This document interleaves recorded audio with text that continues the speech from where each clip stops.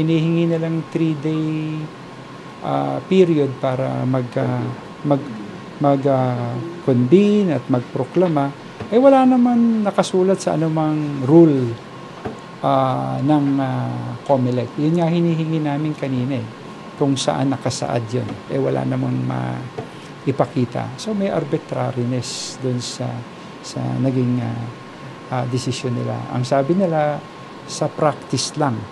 Pero kung wala naman talagang wala talagang COMELEC rule or batas sa Omnibus Election Code, bakit mo gagawin yung ganung practice kung nadidelay yung interest ng mga tao?